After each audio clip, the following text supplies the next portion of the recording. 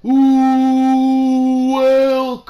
everybody to Ringside Wrestling Entertainment. This is Joel Perez here for your weekly episodic news show. This is Behind the Mic, episode number 26, and we're talking about all the news going around, all the biggest news going around in the WWE. For the week, we have some huge news stories right here on Behind the Mic, where you're going to find the best quality content to get all your news and rumors going on in the rumor mill for the WWE. You can find so much great content on the Ringside Wrestling YouTube channel this week. Monday Night Raw and Smackdown reviews are up. We do Monday Night Raw and Smackdown reviews every single week. Right after those shows go off the air, you can expect them about an hour and a half after the show goes off the air. Monday Night Raw and Smackdown reviews for this week are up, so if you missed Monday Night Raw and Smackdown, or you want to get an educated, honest, truthful opinion on both Monday Night Raw and Smackdown, make sure to check out those reviews. Also, Monday Night Raw and Smackdown reviews for last week are up, and we do review pay-per-views and do preview and predictions for those pay-per-views. Great Balls of Fire coming up next Sunday, July 9th. Ridiculous name for a pay-per-view, so make sure to stay tuned for the Ringside Wrestling YouTube channel and all the good stuff, of course, Behind the Mic every single Saturday. You just need to stay tuned to the Ringside Wrestling YouTube channel, and the best way to do that is to subscribe to the Ringside Wrestling YouTube channel. So make sure you hit that subscribe button with all your force. Hit that subscribe button with a muscle buster, because we will be talking about Samoa Joe here today, because our top news story for the evening is Brock Lesnar. Brock Lesnar wants to continue his feud, and he's vouching to continue his feud past Great Balls of Fire with Samoa Joe, and that's some news that puts a smile on my face. We're going to be talking about that here today on Behind the Mic. Continuing with the Brock Lesnar Samoa Joe news, we've got news on the finish of their match at Great Balls of Fire, some possible spoilers. So for those of you who do not like spoilers, make sure to click off of the video. We have news on John Cena, huge news on John Cena, him possibly going into a feud with Bobby Roode, the glorious Bobby Roode at WrestleMania 34. We're talking about that, and of course John Cena's next feud heading into Battleground, since he does debut this Tuesday on July 4th. We've got that news. We've got news on a major update regarding the creative plans for your Raw Tag Team Champions, Sheamus and Cesaro, and then two members of the Smackdown Live roster, who also happen to be a tag team, are asking for their release.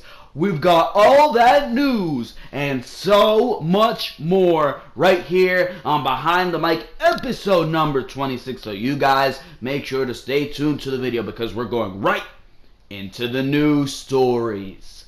Starting off with the first story here today, ladies and gentlemen. And this is a story that excites me, because if Brock Lesnar is pushing for something, then more times than not, it's probably going to get done. The first news story of the evening, the main news story of the evening here, Brock Lesnar pushing to extend his feud with Samoa Joe beyond WWE Great Balls of Fire. At WWE Extreme Rules, Samoa Joe became the #1 contender to Brock Lesnar's WWE Universal title. It's been rumored since that the Joe versus Lesnar feud will be short-lived. Their match at WWE Great Balls of Fire was expected to be a one-and-done situation, but their rivalry has a lot of momentum heading into the pay-per-view. The build-up for Joe versus Lesnar has been excellent, A big reason for that is that Paul Heyman has been hands-on with their segments to create as much anticipation and buzz as possible. The final decision falls into Vince McMahon as it always does, but a lot of the feud, or a lot of the credit for the feud's momentum is being given to Heyman. Since their rivalry has more steam than WWE officials were expecting, they are seriously considering extending it. It's being reported that Brock Lesnar knows when there is big money in extending a rivalry. He has no issue putting someone over like he did with Bill Goldberg last year to make the angle as huge as it can be. There is a lot of speculation that Samoa Joe may get the win over the Beast Incarnate at WWE Great Balls of Fire. It's been rumored for several weeks that Braun Strowman or Roman Reigns would face Brock Lesnar for the WWE Universal title at WWE SummerSlam this year. However, WWE officials are seriously reconsidering their plans for Joe versus Lesnar to only be one and done. If the powers that be still move forward with Lesnar versus Strowman or Reigns, it's likely that another match between Joe and Lesnar will happen at a later date. Samoa Joe has elevated his position on WWE television no matter what the result is at WWE Great Balls of Fire next weekend. He has challenged Lesnar and has been a great foil to him in a way very few superstars over the past few years have been. WWE officials are going to ensure Joe has a huge match at SummerSlam, even if he is taken out of the Universal title picture. The rivalry with Brock has proven Joe to be a top guy on Raw. WWE officials have a tough decision to make because WWE SummerSlam will have a lot of influence on the card for WrestleMania 34 next year. This match will also have a lot of impact on Samoa Joe's heel run. If he is given the win, he will become the WWE Universal Champion and most likely face Roman Reigns instead of Brock Lesnar. The powers that be have a decision to make over the next week regarding the future of WWE programming. What I think about this is that if Brock Lesnar is pushing to extend this feud, then I think this feud is going to be extended because Brock Lesnar is a name that has respect, a face that has respect. And I mean, when he says that he wants to extend his rivalry with an opponent, that is big.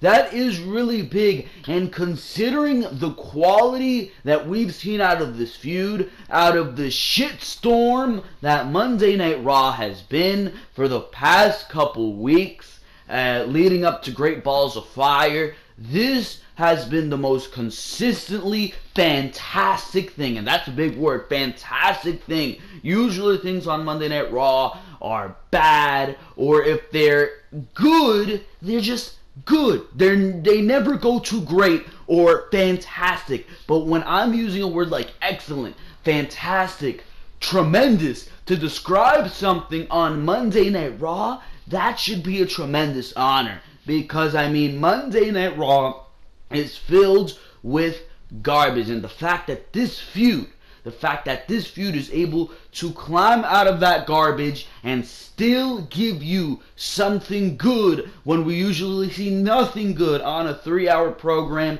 speaks volumes to what these guys are doing. You see the passion and the desire and the will Samoa Joe has and the excitement that Samoa Joe has to be going into this program with Brock Lesnar and vice versa. You see the passion, the excitement, the will for Brock Lesnar to be working with Samoa Joe because, like it or not, this isn't just a dream match for us fans watching at home, for these smart marks, like people like to say, on the internet. This is a dream match for Samoa Joe. It's probably a dream match for Brock Lesnar, and it would be a damn shame to see this match happen once at a pay-per-view called Great Balls of Fire. I mean, this is something that isn't great.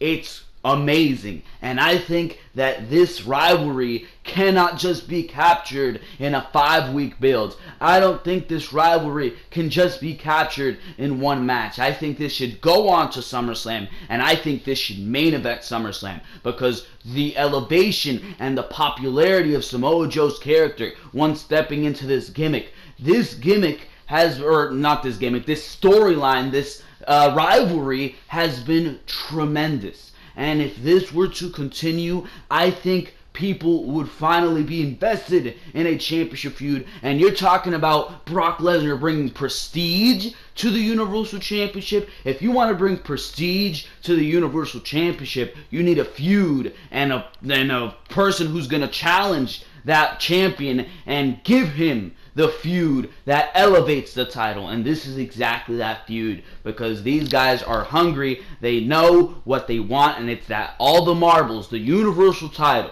And if you need a feud to elevate that Universal title, if you need a feud to elevate Monday Night Raw, if you need a feud that will get everybody invested, because this is a feud where you're just going to see two legit badass machines go against each other and give you a brawl, a fight, like what you want to see. This is it. And I think if you were to continue this match onward past Great Balls of Fire, it would greatly pay off. And I don't think you need to have a Roman Reigns getting his hands on the Universal title just yet. I don't think you need to stop the feud of Roman Reigns versus Braun Strowman just yet. I mean, they're doing things so well in that feud, and it's actually making Roman Reigns look good. So I don't think you need to take one of those guys and put them in a feud with Brock Lesnar. I think this feud, Samoa Joe and Brock Lesnar, needs to continue, and we need to see this unfold going into the biggest event of the summer for WWE. Because if you really want to make SummerSlam the biggest event of the summer, this would be the biggest match of the summer for WWE. And that's what I'm thinking. Leave your comments down in the comment section below. Do you want to see this feud between Samoa Joe and Brock Lesnar continue past Great Balls of Fire? I know I certainly do, and I think that if Brock Lesnar himself is calling for this feud to continue, you know he's having a lot of fun doing this with Samoa Joe, and he sees a lot of potential, a lot of future in Samoa Joe, and he likes it. And I think a lot of us watching at home like what's going on in this feud as well. So yes, I would have this feud continue past SummerSlam. I think it would be only a logical thing to do. And I would have Samoa Joe win the Universal Championship. I would have Samoa Joe win the Universal Championship, because Samoa Joe is on Monday Night Raw. Brock Lesnar is not. Samoa Joe could use that title to elevate him while he's elevating the title himself. That title is not doing anything for Brock Lesnar. Brock Lesnar's doing more for the title than the title is doing for him, and I feel like Samoa Joe would do the same thing for the title that the title would do for him, and both would be elevated. It would elevate Samoa Joe because he's holding a world championship, and it would elevate the Universal Championship just because of the quality of work Samoa Joe brings and the excitement and the intensity Samoa Joe brings to whatever program he is in. So I say, you put the title on Samoa Joe, you extend this feud till SummerSlam, and we see some great stuff going into the biggest event of the summer. Let's move on here to another story concerning Brock Lesnar and Samoa Joe. We have plans here, continuing this talk of Brock Lesnar and Samoa Joe. We have plans concerning, or spoilers like this article is saying, predicting the finish of Brock Lesnar and Samoa Joe.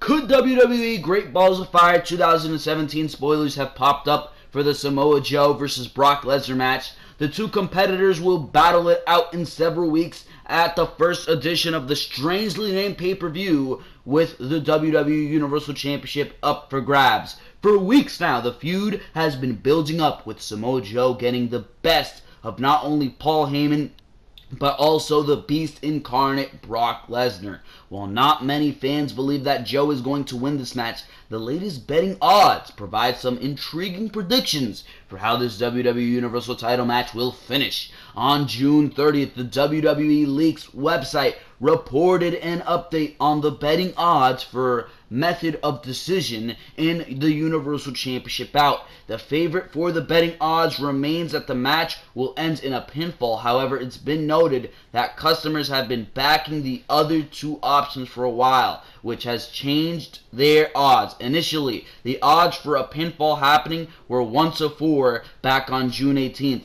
while odds for submissions were 5-2, and any other method had odds of 5-1. Now, these odds are at 1-3 for a pinfall, 3-1 for a submission, and 3-1 for any other method.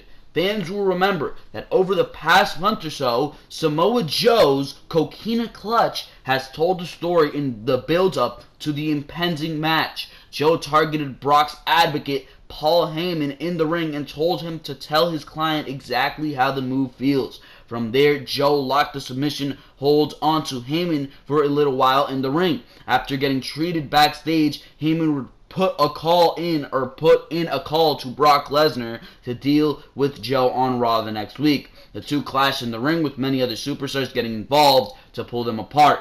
On this past Monday's episode of Raw, Brock actually fell victim to the COQUINA clutch himself because of a sneak attack.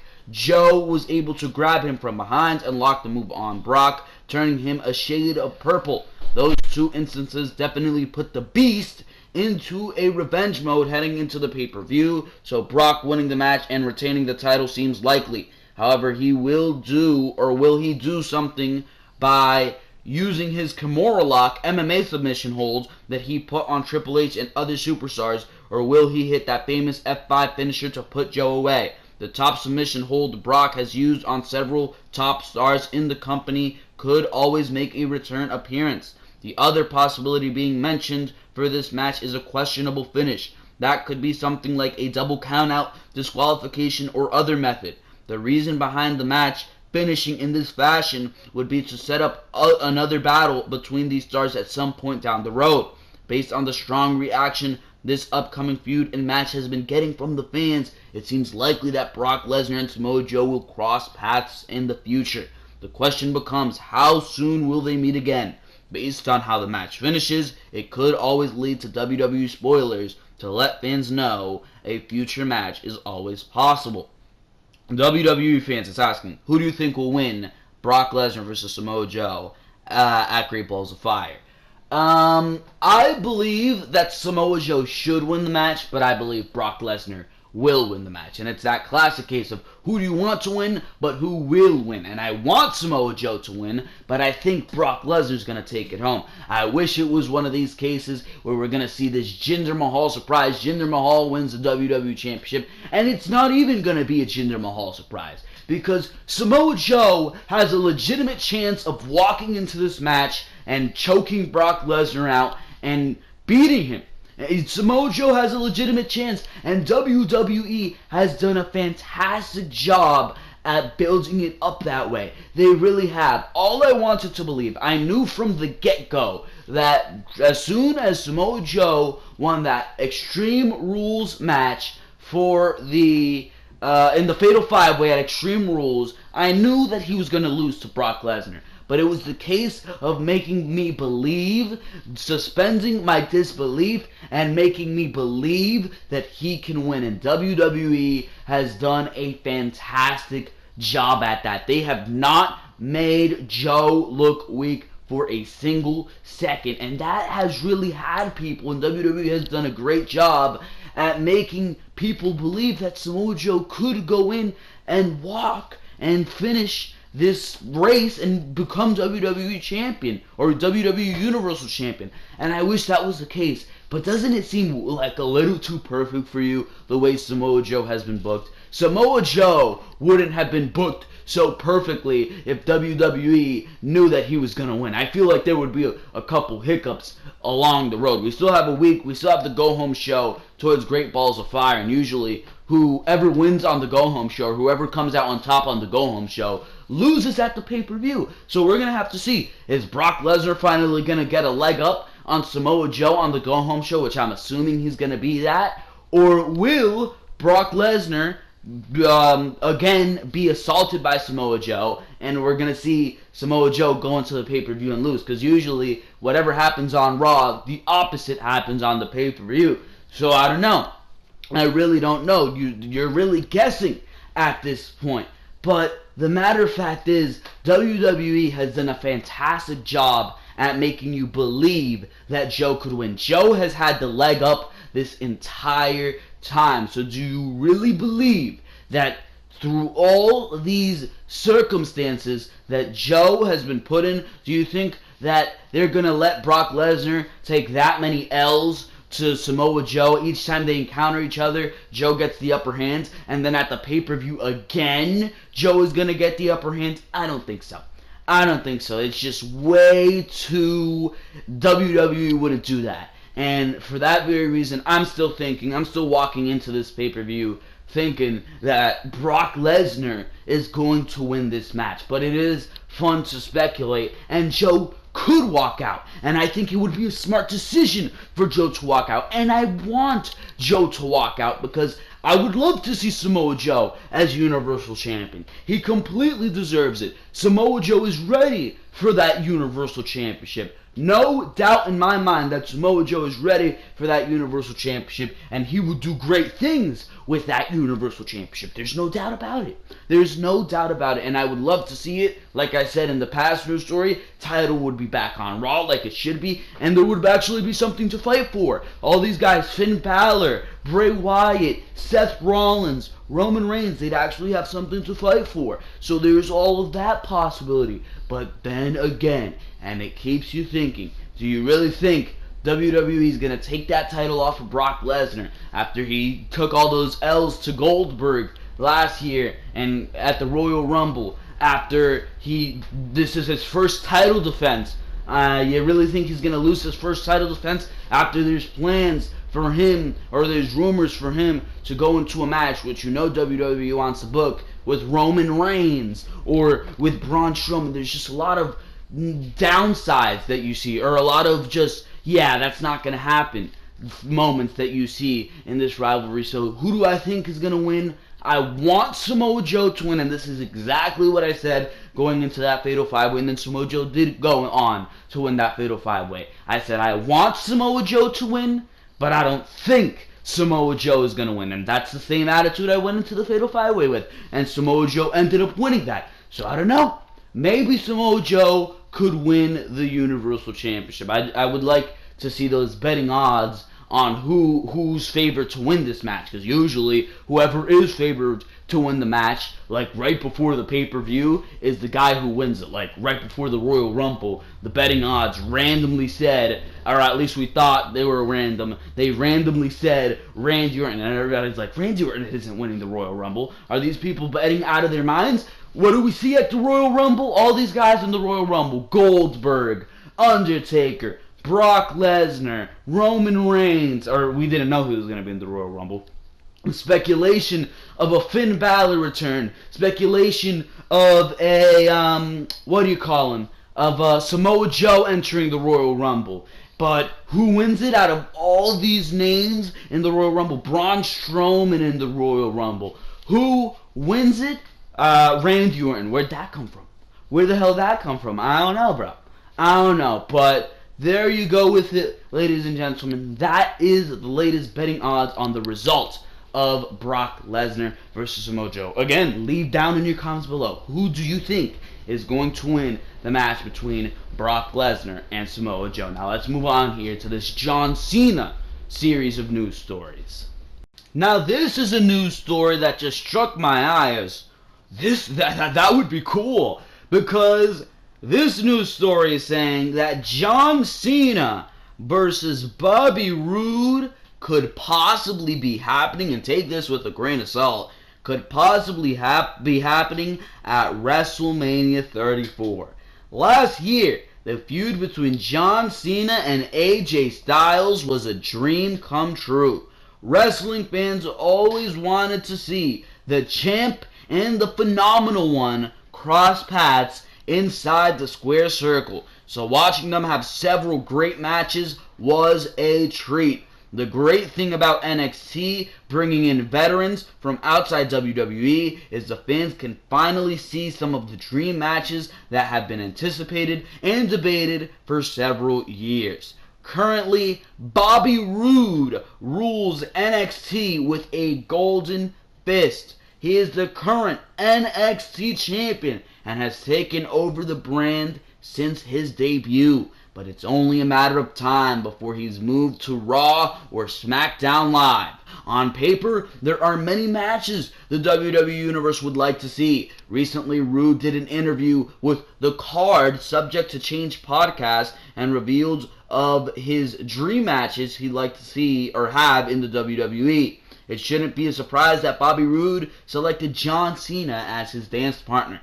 Anyone who is most likely going to choose Cena, but anyone who is anyone, what the hell? Anyone who is anyone is what the article says. What a weird phrasing. But anyone who is anyone, according to this article, is most likely going to choose Cena. But there is something special about a potential feud between Cena and Roode inside a WWE ring. Just like AJ Styles, Roode was loyal to TNA Wrestling for well over a decade, now known as GFW Wrestling. Jesus Christ, Global Force Wrestling. Jesus Christ, I don't know, bro. I don't know, TNA Impact, going through all these different names. It's TNA Impact, then it's just Impact, now it's Global Force Wrestling.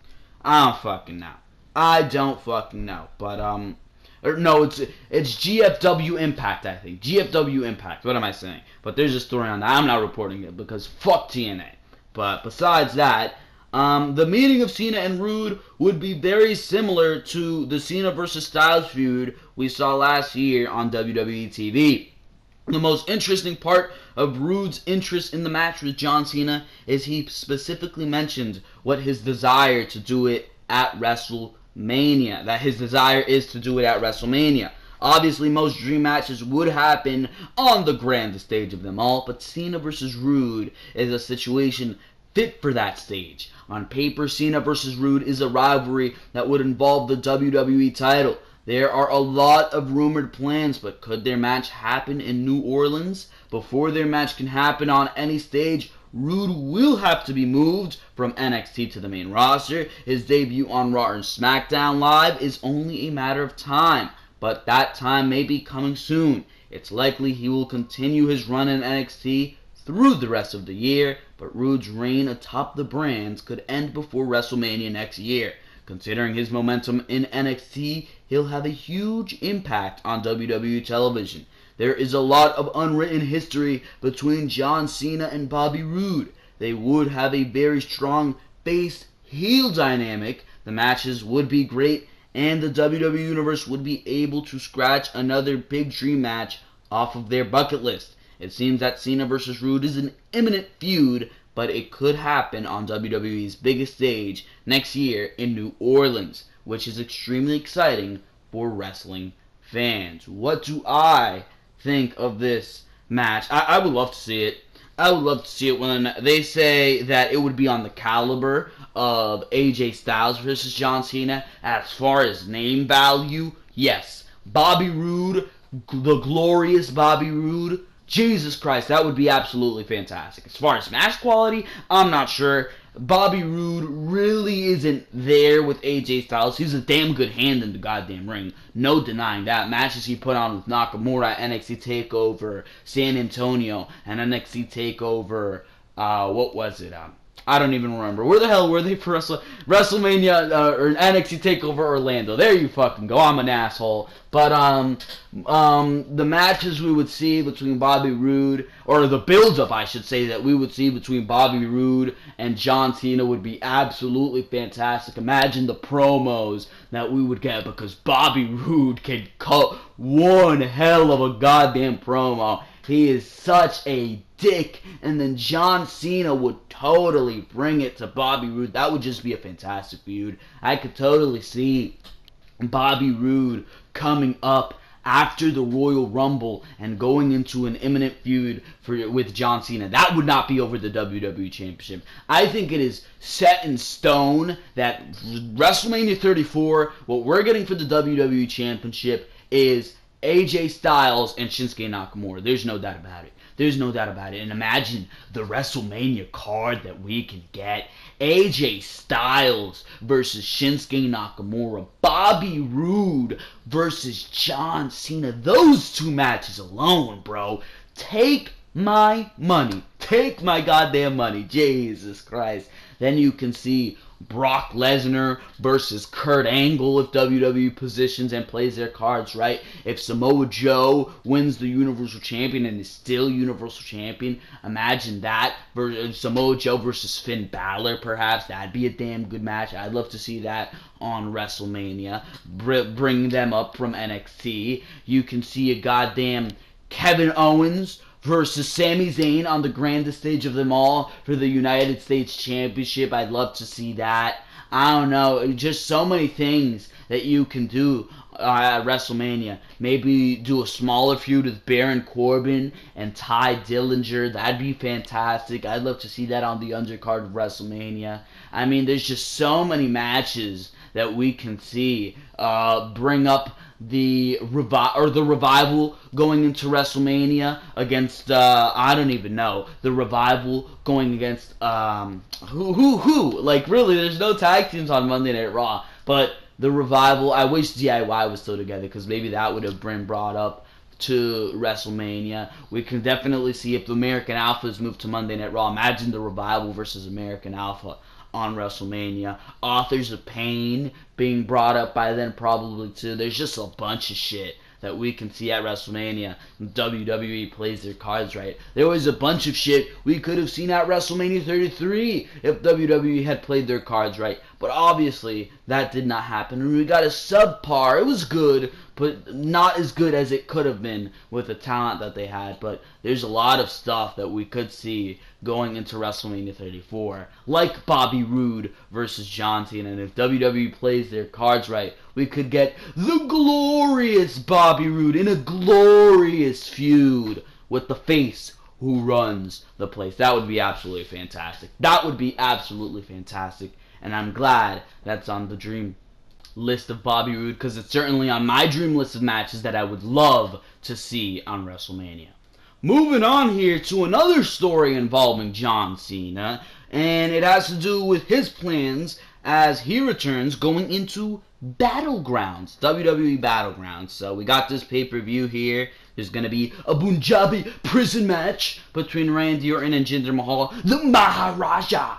Jesus Christ. But John Cena's next feud revealed heading into WWE Battlegrounds. It's been advertised for weeks that John Cena will be making his returns to WWE television next week during the July 4th edition of Smackdown Live. There has been a lot of speculation regarding his spot in WWE TV since he became a free agent. The WWE Universe isn't sure if he's going to remain loyal to SmackDown or if he will be moving to Raw. But there have been rumors circling Cena's next feud once he makes his return. Since John Cena could feud with almost anyone on Raw or SmackDown Live, the fans have speculated for a number of different feuds for him. One of the hottest rumors is Cena starting a rivalry with Jinder Mahal for the WWE Championship that would take them into WWE SummerSlam. That's still a possibility, but WWE officials are thinking about who John Cena will be feuding with heading into WWE Battleground first. Meanwhile, the Bulgarian Brute is making a return to SmackDown Live himself, but a lack of creative plans have kept him on the sidelines for a few weeks. As a result, WWE officials are thinking about combining the two stars heading into Battlegrounds. It has been reported that Cena will be feuding with Rusev after pay-per-view. That sounds decent, but we've really seen that feud, and we've seen that feud develop as well, so I don't know why you would do that. But Cena versus Rusev was an intense feud that lasted over several months in early 2015. The Bulgarian Brute is the first man to gain a submission victory over John Cena in over a decade. Although Cena eventually captured the United States title and ended Rusev's undefeated streak, it elevated the latter to a much higher level on WWE programming. It has been a couple years and a lot has changed, so rekindling their rivalry makes a lot of sense heading into WWE Battlegrounds to get both performers back on Smackdown Live this year. On paper, their rivalry wouldn't last beyond Battlegrounds. It's likely that Rusev will take the loss as well in their match, but it will get the ball rolling for both men heading into SummerSlam. Rusev has been on the cusp of entering the WWE title picture, but the likelihood of Cena taking on Mahal on the biggest show of the summer is high. WWE officials know there is big money in Cena versus Mahal match for the WWE title. A short feud between John Cena and Rusev won't be anything groundbreaking, but it will be good for both men to get back on WWE programming and have a solid match. Their angle will probably begin during next week's edition of SmackDown Live. The WWE Universe may not be overly thrilled to see their rivalry again, but it will be a means to an end situation as the powers that be prepare for WWE SummerSlam in August. I really don't understand this. This is really just a placeholder feud until they can get these guys in bigger situations, which is really disappointing. I don't know why you cannot find creative plans for Rusev, especially considering the SmackDown Live roster that you have. I mean, look at your roster, bro. Sami Zayn, Kevin Owens, Mike Kanellis, John Cena coming back. Well, that's the one we don't want to see. You got Randy Orton, Jinder Mahal, AJ Styles. I mean, just those caliber of names. Luke Harper, Eric Rowan. Which I don't know about Eric Rowan. So, Ty Dillinger. That's the one I want to get to. Ty Dillinger. The Perfect 10. The Perfect 10 missing weeks, bro, because we haven't seen Ty Dillinger in God knows how long. Last time we saw him, he was fucking promoting Shake Shack smoothies or some shit. I don't fucking know. For Sonic. Taste testing smoothies on SmackDown Live. What the fuck is that, bro? Get him into a feud with Rusev. That would be an absolutely fantastic feud. Ty Dillinger, the Perfect 10, versus the Bulgarian Rusev. Why not? Why not? Jesus Christ. It's simple. All you need to do is have Ty Dillinger in a match on SmackDown. How hard is that? Rusev comes out, fucking kicks him in the face and says, "You're not the Perfect 10. I'm the Perfect 10, motherfucker." Feud, go. They have a fantastic match at Battleground. John Cena can literally face Jinder Mahal at Battleground.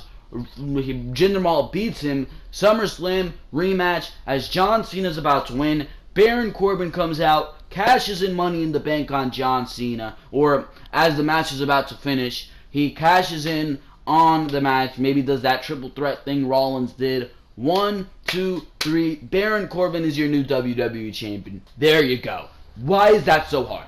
Why is that so hard? Why can't you extend this feud between John Cena and Jinder Mahal? Do it at Battleground, then extend it to WWE SummerSlam. I don't understand that. Why do you need to waste the time of both John Cena and Rusev? Why? Because John Cena's coming back on the 4th of July, and you need that anti-American? No, we've seen this feud, and we've seen this feud based on the anti-American premise, so why the hell is this necessary? I have an answer for you. It's not. We've seen this feud, and we've seen this feud well developed. I mean, these guys went into a Wrestlemania match against each other. How much more do you need to get out of this feud? Not much more, bro. Not much more. So I say, you cut the bullshit. Get Rusev in a feud with a Ty Dillinger, with a Sami Zayn, but I think Sami Zayn's going into a feud with Mike Kanellis, so I don't know about that. But get him into a feud with somebody. There were rumors of Rusev feuding with Shane McMahon. Start building up his frustration with Shane McMahon. He doesn't even need to be in a feud going into WWE Battleground. Make some frustration. Have Rusev come back. Have him be in a segment with Shane McMahon. Have him talk about winning the WWE Championship. Maybe even put him in the Battle Royal, the number one contender for the United States Championship Battle Royal. Have Rusev say, "I shouldn't be earning opportunities like this. I'm the Bulgarian Brute." And build towards SummerSlam. Build that match. I'd love to see that. But don't waste this guy's time on a feud we've already seen and a feud that's been well developed already, just to get that 4th of July angle out there for 1 week and then have a meaningless match at Battlegrounds, which probably isn't going to be bad, probably going to be a fantastic match, but there's going to be no investment behind it because it's still, you see it from a mile away that this is just rush to keep these guys busy until WWE Battleground. So, I mean, makes no sense to me. Don't do it. Get these guys in a better feud, because considering the amount of people you have on your roster, Shinsuke Nakamura, bro. Shinsuke Nakamura versus John Cena. Why don't we see that going into SummerSlam? Why don't we see this little feud between Jinder Mahal and John Cena go to WWE Battleground? Jinder Mahal loses to wins or beats John Cena by nefarious means at WWE Battlegrounds. That moves John Cena onto Shinsuke Nakamura, a dream match which we all want to see going into SummerSlam. And Jinder Mahal moves on to AJ Styles for SummerSlam. Why not that? Why not that? Is that so hard, bro? Is that so hard? Then you're going to say, oh, then what's Kevin Owens going to do going into SummerSlam? Ty Dillinger. Then you got Rusev versus Shane McMahon. I mean, there's so much you can do with this roster, bro. There's so much you can do with this roster, and you're really not utilizing it. So, I mean, there's much better things you can do. You don't need to hold off until SummerSlam for John Cena versus Jinder Mahal. I say you do it now, and you get it over with, because really, that's not a feud I would be invested in that much, because Jinder Mahal's awful in the ring. So there's really going to be no payoff to anything Jinder Mahal does. So there you go, ladies and gentlemen. That is what I would do with John Cena and Rusev, because apparently they're going to feud with each other going into Battleground. I think that's absolutely bullshit and unnecessary. Plans, Jinder Mahal versus AJ Styles. AJ Styles beats Jinder Mahal for that WWE Championship. Baron Corbin cashes in. 1, 2, 3. You got Nakamura versus John Cena. John Cena puts Nakamura over. I think that's clear. Rusev versus Shane McMahon. Get Rusev in that huge feud. I'd love to see that. Ty Dillinger versus Kevin Owens. You got to get Ty Dillinger in a big program. And, I mean, you don't even need to give Baron Corbin a match on the card. Sami Zayn, whatever the hell you want to do with him, he fits literally into anything. Mike Kanellis, Sami Zayn versus Mike Kanellis, that would be a damn good feud. I mean, you got a lot of people to work with. Get everybody on the card. I think that's the best way to do it. There's no bullshitting that needs to be done here, holding John Cena and Rusev off until goddamn SummerSlam. Bullshit. So let's move on here to the next story. We got plans for Sheamus and Cesaro going into the future, pretty much. And, I mean, let's read this. I haven't read this article yet, so let's read this over here. Cesaro and Sheamus have been a tag team since last September. Over the past 10 months, they have gelled into one of the best in the company. Historically, they'll be remembered as a tag team that ended the New Day's title reign of 483 days. Even more recently, the duo won the Raw tag team titles for the second time after recapturing them from the Hardy Boys at the WWE Extreme Rules pay-per-view. It's also important to note that Cesaro and Sheamus were a strong babyface team, and now they are on top of the tag team division as top heels. That is a testament to the talent that both men possess, but their time as the Raw Tag Team Champions could be coming to an end much sooner than the fans were expecting. Sheamus is scheduled to take some time off in August, which has created a lot of questions regarding the duo's future. A guest appearance by Josh Duhamel during this week's edition of Raw revealed the Celtic Warrior will be filming a movie which will require him to take some time off. On paper, the WWE Universe is expecting the Raw Tag Team Champions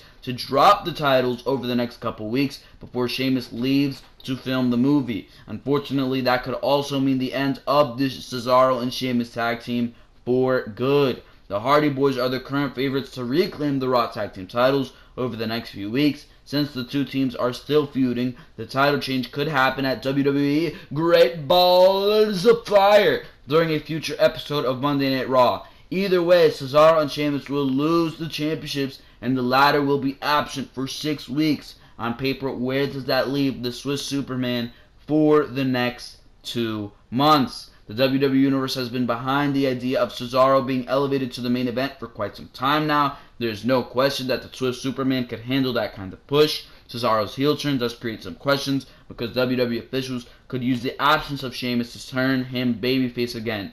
WWE officials will find something for Cesaro to do while Sheamus is filming his movie, but the real question is if the powers that be want for the two superstars to split or stay together when the latter returns in 6 weeks.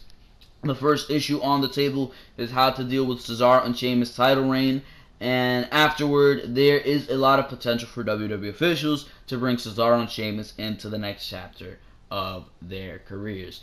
This story is why it was absolutely bullshit to break up Enzo and Cass. Because can you tell me what the fuck you are going to do with the tag team division now? Look at that, bro. Cesaro and Sheamus, your tag team champions, one of the biggest tag teams you have on Monday Night Raw, is going to be split up. They're not, the 6 weeks, they're not going to push Cesaro as a loner, as a one tag team champion for 6 goddamn weeks. And that's an important 6 weeks, because that's the 6 weeks going into fucking SummerSlam.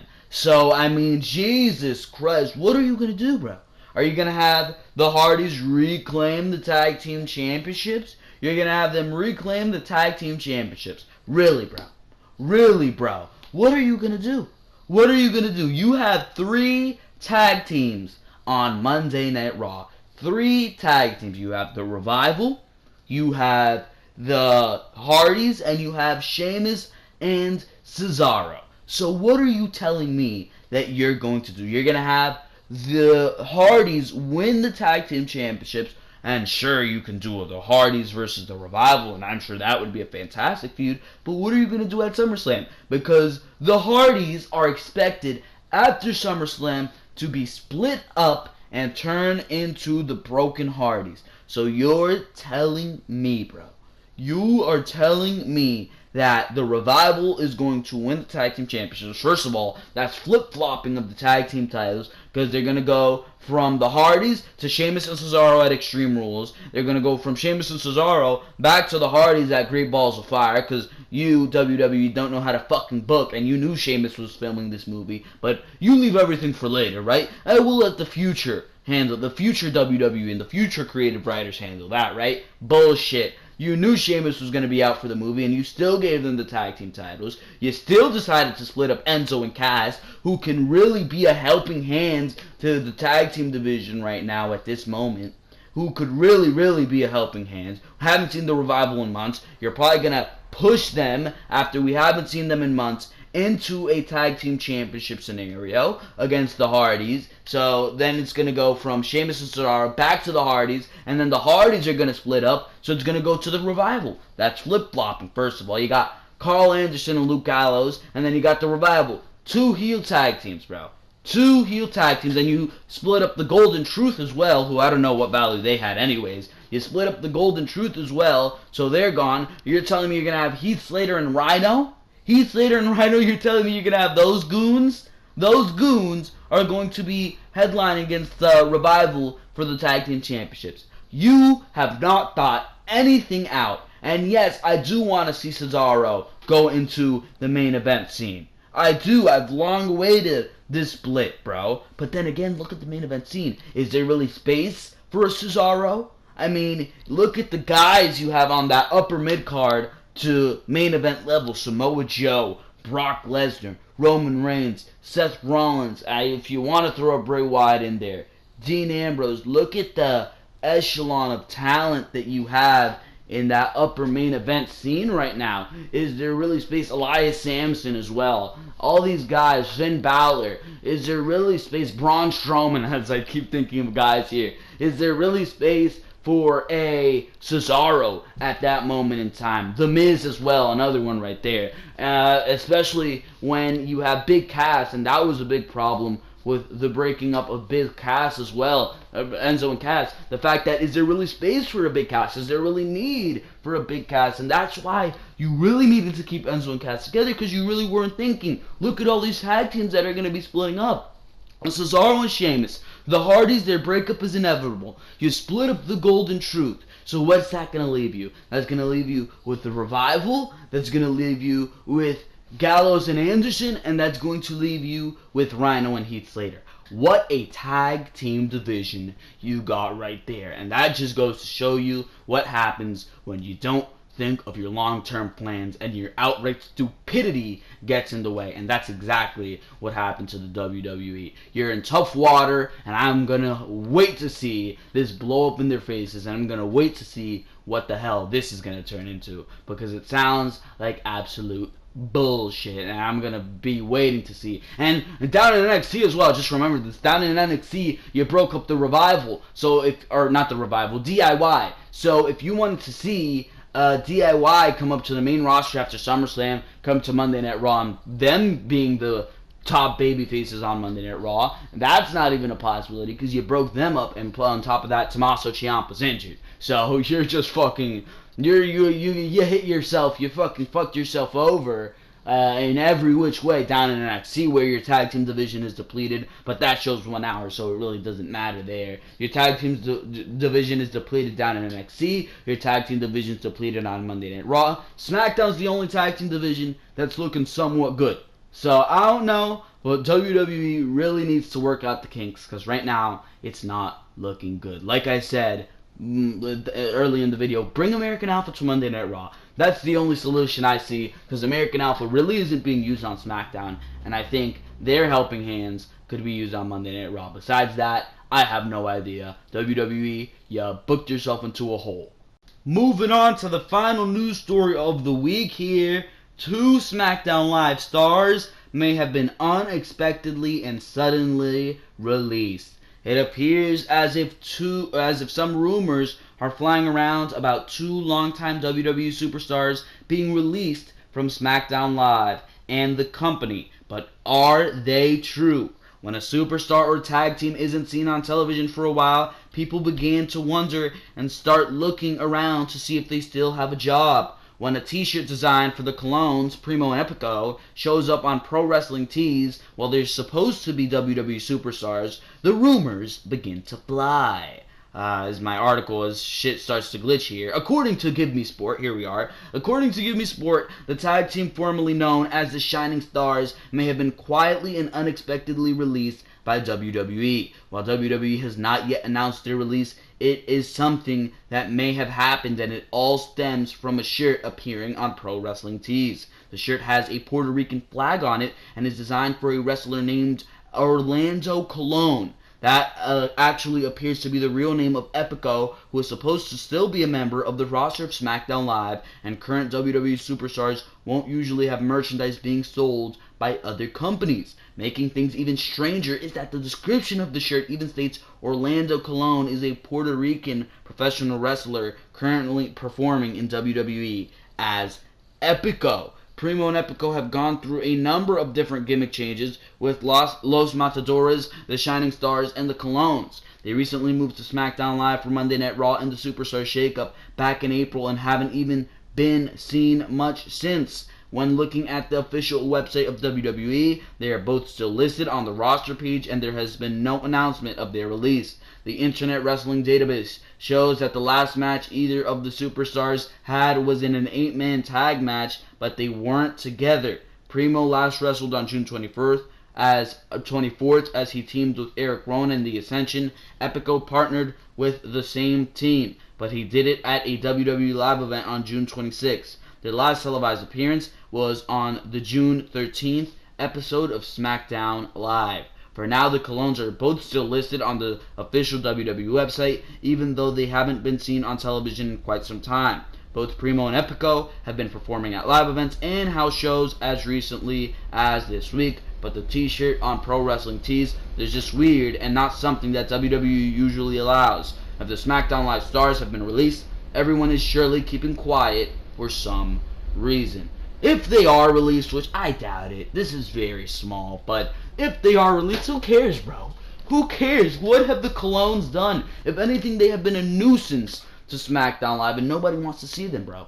Nobody wants to see them. What are they doing? Selling me real estate? Who cares? Who gives a fuck, bro? These guys have a very, very low ceiling, and the only way these guys would have succeeded is if they brought in Carlito, because Carlito has personality, and these guys just sparkle me as boring, plain nothingness. And I mean, really, there's nothing WWE could do with them. They were moved to SmackDown on the Superstar Shakeup. We thought maybe this would be a break for them, but really there's nothing there. There's nothing to invest yourself in. So if these guys are out of the WWE, really, who gives a fuck? Which they're probably not anyway. So I mean, who really cares? It'd be another loss of a tag team, but a tag team that is really worthless. So if Primo and Epico are released, all I can say is I don't care. I mean, there was no ceiling there unless you brought in Carlito, which I doubt WWE wanted to do anyways. I don't think they wanted to put in that much effort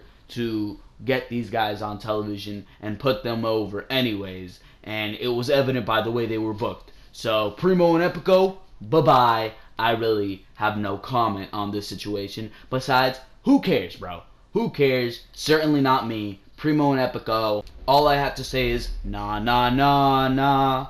Nah, nah, nah, nah. Hey, hey, hey. Goodbye.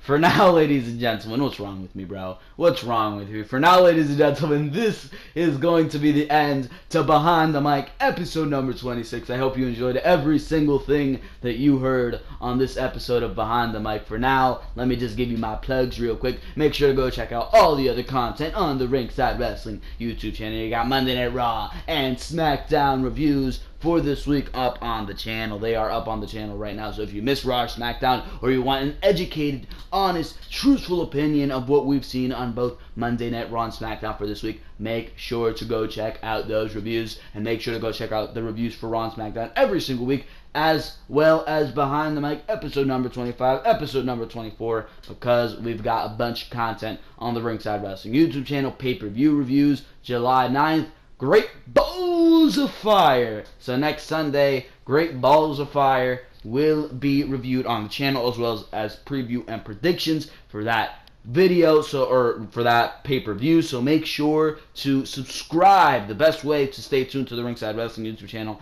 is to subscribe to the Ringside Wrestling YouTube channel and click on that notification bell. Like I said at the beginning of the video, make sure to hit that subscribe button with a coquina clutch or a muscle buster for Samoa Joe, or an F5 if you like a little bit of Brock Lesnar. So make sure to leave all your comments in the comment section below, and make sure, if you like what you heard here, to like that video, because the like button, did you know this? It turns a nice blue color. Make sure to test that one out. I want to see if that's working. So make sure to click on that one just once and leave it there, and make sure to do all that good stuff. Make sure to go check out the Twitter account of the Ringside Wrestling YouTube channel, where we live tweet Monday Night Raw, SmackDown pay-per-views, and as well when I post something, it tells you on there too. All the links to the videos I mentioned here, Monday Night Raw, SmackDown reviews for this week, and as well Behind the Mic episode number 25, Monday Night Raw and SmackDown reviews for last week. They will all be in the description down below, so make sure to go check out all that good stuff, because for now, ladies and gentlemen,